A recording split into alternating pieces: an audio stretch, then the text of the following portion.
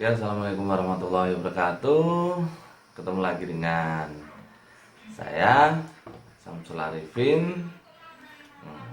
Sudah lumayan agak lama saya tidak membuat video tentang materi pembelajaran, khususnya PPKN.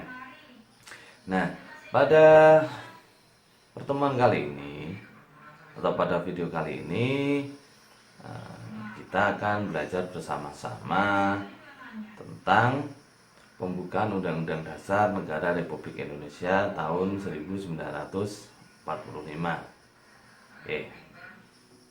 Khususnya kita akan mempelajari tentang makna tiap-tiap alinea pembukaan Undang-Undang Dasar 1945, di mana pada pembukaan Undang-Undang Dasar Negara Republik Indonesia tahun 1945 itu terdapat 4 alinea.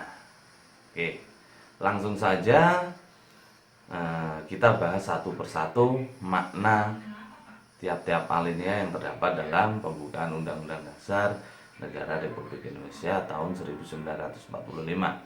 Sebelum kita masuk ke situ, kita coba membahas makna pembukaan Undang-Undang Dasar Negara Republik Indonesia tahun 1945 terlebih dahulu.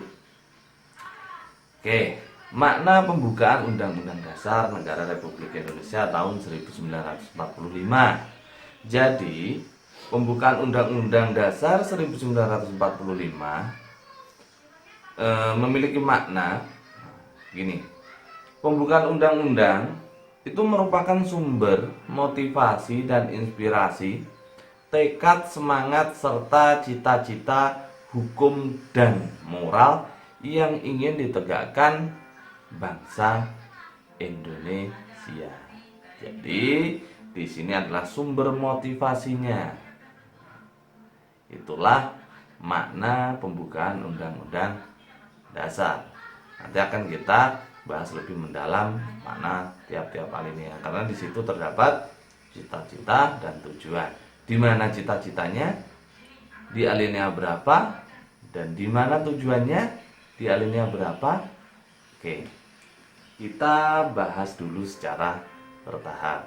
Kita bahas dulu yang pertama adalah makna alinea pertama, di mana dalam pembukaan Undang-Undang Dasar Negara Republik Indonesia tahun 1945, alinea pertama berbunyi bahwa sesungguhnya kemerdekaan itu ialah hak segala bangsa, dan oleh sebab itu maka penjajahan di atas dunia harus dihapuskan karena tidak sesuai dengan pri kemanusiaan dan pri keadilan. Oke. Maksudnya di sini, setiap bangsa yang ada di muka bumi ini atau di berbagai belahan bumi ini, itu semuanya memiliki hak untuk merdeka, hak untuk bebas dari segala bentuk penjajahan. Di sini khususnya bangsa Indonesia.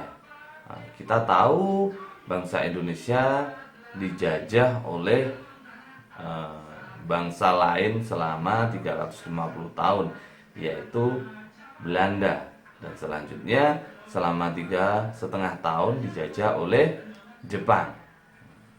Jadi itu maknanya, yaitu setiap bangsa yang ada di dunia ini, khususnya bangsa Indonesia, itu memiliki hak dan kebebasan untuk terlepas dari belenggu penjajahan di dunia ini. Jadi semuanya bangsa di dunia itu memiliki hak untuk merdeka, untuk terlepas dari segala bentuk penjajahan. Itu adalah makna alinea pertama pembukaan Undang-Undang Dasar 1945. Selanjutnya kita akan membahas makna alinea kedua pembukaan Undang-Undang Dasar Negara Republik Indonesia tahun 1945, di mana bunyi alinea kedua adalah sebagai berikut. Dan perjuangan pergerakan kebangsaan Indonesia telah sampailah kepada saat yang berbahagia, dengan selamat sentosa menghantarkan rakyat Indonesia ke depan pintu gerbang kemerdekaan negara Indonesia yang merdeka, bersatu, berdaulat, adil, dan makmur. Itu adalah bunyi alinea pembukaan Undang-Undang Dasar Negara Republik Indonesia tahun 1945. Di sini kita bahas dulu di alinea kedua pembukaan Undang-Undang Dasar Negara Republik Indonesia tahun 1945 ini terdapat yang namanya cita-cita bangsa Indonesia, yaitu menjadi bangsa yang merdeka, bersatu, berdaulat, adil, dan makmur di dalam wadah negara kesatuan Republik Indonesia. Yang dimaksud merdeka di sini adalah negara yang bebas dari kekuasaan bangsa lain dan dapat menentukan nasibnya sendiri. Itu namanya merdeka. Jadi kita bebas, kita memiliki hak untuk menentukan nasib bangsa, nasib negara ini kemana tujuannya, kemana arahnya, tanpa ada dikte atau tanpa ada campur tangan dari bangsa lain atau negara lain. Itu adalah bisa dikatakan menjadi bangsa yang merdeka atau negara yang merdeka. Yang kedua, bersatu.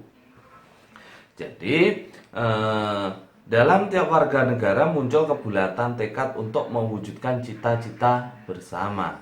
Kita tahu bangsa Indonesia itu terdiri dari berbagai suku, ras, agama, kebudayaan, dan lain sebagainya. Itu dalam pembukaan Undang-Undang Dasar ini terdapat cita-cita yaitu bersatu, menyatukan semua komponen yang ada di negara Indonesia tanpa membeda-bedakan. Seperti itu. Itu adalah makna merdeka. Makna dari bersatu. Selanjutnya berdaulat. Berdaulat di sini bangsa Indonesia memiliki kebebasan menentukan tujuan dan nasibnya sendiri dengan kekuatan dan kekuasaannya sendiri sederajat dengan bangsa-bangsa lain. Jadi berdaulat itu hampir sama dengan yang merdeka yang di awal tadi, di mana bangsa Indonesia itu bebas menentukan arah dan tujuannya tanpa didikte oleh bangsa lain sesuai dengan kemampuannya. Itu bisa dikatakan berdaulat. Apakah negara kita ini sudah menjadi negara yang berdaulat? Insya Allah sudah. Ya, semoga bangsa Indonesia ini bisa menjadi bangsa yang berdaulat sesungguhnya, negara yang benar-benar menjadi negara yang berdaulat. Selanjutnya ada Indonesia yang adil. Berarti di sini yang dimaksud adil itu terwujudnya keadilan antar warga negara serta kesetaraan hak dan kewajiban tiap-tiap warga negara. Jadi tidak ada ketimpangan sosial di antara masyarakat. Itu namanya adil. Jadi saya juga akan menambahkan bahwa adil itu adil itu sesuai dengan kebutuhan. Maksudnya contohnya seperti ini, bukan berarti sama itu adil, enggak. Jadi adil itu adalah sesuai dengan kebutuhan masing-masing lah. Contohnya begini, kalian punya kakak kelas sudah sekolah di SMA, sedangkan kalian masih di SMP. Contohnya dari uang saku, kakak kalian yang sekolahnya di SMA berarti uang sakunya lebih pastinya dibandingkan dengan kalian yang masih duduk di bangku SMP misalnya, karena kebutuhannya sudah berbeda. Kebutuhan antara anak SMP dan SMA berbeda, mungkin dari segi tugas-tugas yang diberikan atau buku-buku yang lain, literatur yang lain untuk mendukung kegiatan pembelajaran itu sudah berbeda. Jadi adil itu tidak harus sama, tidak. Jadi seperti itu. Selanjutnya kita akan membahas adil dan makmur. Makmur itu berarti terpenuhinya kebutuhan warga negara Indonesia, baik kebutuhan materi maupun kebutuhan spiritual. Kalau materi yang mulai dari sandang, pangan, papan itu adalah materi. Kalau spiritual ya dari segi religiusnya. Seperti itu, spiritual ya keagamaannya lah, tentang jiwa jiwa kita. Nah, misalnya kita makmur, kita bebas untuk beribadah sesuai dengan agama dan kepercayaan masing-masing terjamin. Jadi seperti itu. Jadi makmur itu tidak hanya dilihat dari sisi materi saja. Oh itu kaya, orang itu kaya, punya mobil bagus-bagus, rumahnya bagus. Belum tentu orang tersebut bisa dikatakan makmur. Jadi makmur itu antara kebutuhan material dan kebutuhan spiritual itu imbang, itu bisa dikatakan makmur. Jadi seperti itu ya. Oke, selanjutnya alinea ketiga ini berbunyi, atas berkat rahmat Allah yang Maha Kuasa dan dengan didorongkan oleh keinginan luhur supaya berkehidupan kebangsaan yang bebas, maka rakyat Indonesia menyatakan dengan ini kemerdekaannya. Nah, dari alinea ketiga ini bisa kita simpulkan bahwa negara Indonesia itu adalah negara yang religius, negara yang mengakui adanya Tuhan. Nah, jadi berkat rahmat Allah yang Maha Kuasa, dan dengan didorongkan oleh keinginan luhur, jadi kemerdekaan yang diraih oleh bangsa Indonesia ini tidak hanya didapatkan dari perjuangan para pahlawan terdahulu yang telah gugur dalam memperjuangkan kemerdekaan. Akan tetapi dalam meraih kemerdekaan ini juga ada andil atau campur tangan Tuhan yang Maha Kuasa. Jadi atas berkat rahmatnya, maka bangsa Indonesia itu bisa menjadi bangsa yang merdeka. Coba kalau tidak ada campur tangan dari Tuhan, tidak ada rahmat dari Tuhan yang Maha Kuasa, kita berjuang seperti apapun, ya kita mungkin sampai saat ini pun belum bisa merdeka. Contohnya, kalian belajar sampai misalkan dari setelah maghrib sampai larut malam atau sampai jam lebih dini hari jam 3. Akan tetapi kalau kalian tidak mendapatkan rahmat, tidak diimbangi dengan berdoa kepada Tuhan, ya kemungkinan sia-sia belajarnya. Jadi harus imbang antara usaha dan doa, itu harus berimbang. Tidak ada orang yang sukses tanpa tiba-tiba sukses. Jadi tidak ada, pasti ada usaha dan doa, karena semuanya itu ada di tangan Tuhan yang Maha Kuasa. Tuhan yang Maha Kuasa lah yang menentukan segalanya, kita hanya berusaha. Jadi itu, jadi maknanya bahwa bangsa Indonesia ini adalah bangsa yang religius, bangsa yang mengakui adanya Tuhan, bukan bangsa yang yang tidak mengakui adanya Tuhan. Itu adalah bangsa atau orang yang komunis atau tidak mengadanya Tuhan itu. Jadi nanti coba dicari. Saya agak lupa sedikit. Selanjutnya kita akan lanjut ke alinea keempat. Pada alinea keempat ini menjelaskan prinsip serta pokok kaidah pembentukan pemerintahan Indonesia, di mana bunyinya seperti ini.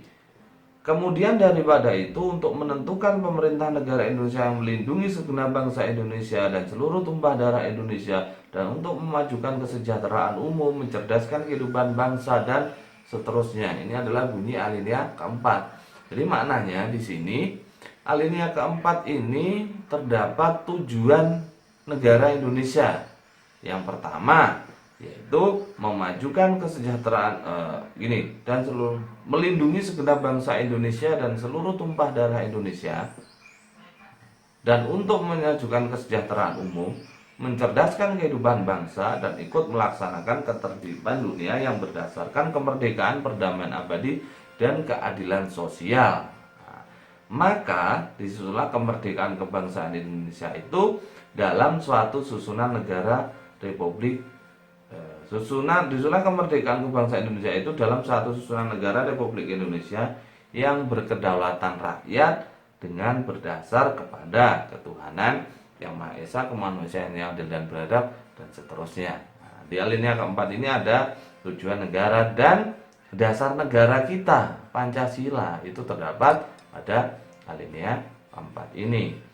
Jadi di alinea keempat ini maknanya adalah sebagai prinsip-prinsip negara Indonesia dalam menjalankan pemerintahnya. Bagaimana kaidah-kaidahnya ada di alinea keempat ini. Karena di alinea keempat ini terdapat yang namanya dasar negara. Bunyinya ada di sini. Sila Pancasila itu ada di alinea keempat pembukaan Undang-Undang Dasar Negara Republik Indonesia tahun 1945. Jadi seperti itu. Jangan sampai lupa ya, nanti jika ada yang bertanya atau pertanyaan, apa cita-cita negara Indonesia, cita-cita bangsa Indonesia. Nah, cita-cita bangsa Indonesia itu terdapat pada alinea kedua, yaitu negara yang merdeka atau bangsa yang merdeka, bersatu, berdaulat, adil, dan makmur. Dan jika ada pertanyaan, apa tujuan negara Indonesia? Nah, tujuannya itu ada pada alinea keempat. Begitu juga dengan dasar negara kita Pancasila, itu juga terdapat pada alinea keempat. Oke, mungkin cukup sekian pembahasan tentang makna alinea pembukaan Undang-Undang Dasar Negara Republik Indonesia tahun 1945. Di sini jika saya dalam menyampaikan ada kurang lebihnya atau ada kekurangannya lah, maklum yang namanya manusia pasti memiliki kekurangan, mohon dimaafkan. Dan bisa kalian koreksi di kolom komentar video ini nanti ya. Silahkan kalian mengajukan pertanyaan atau memberikan saran terhadap video kali ini. Dan jangan lupa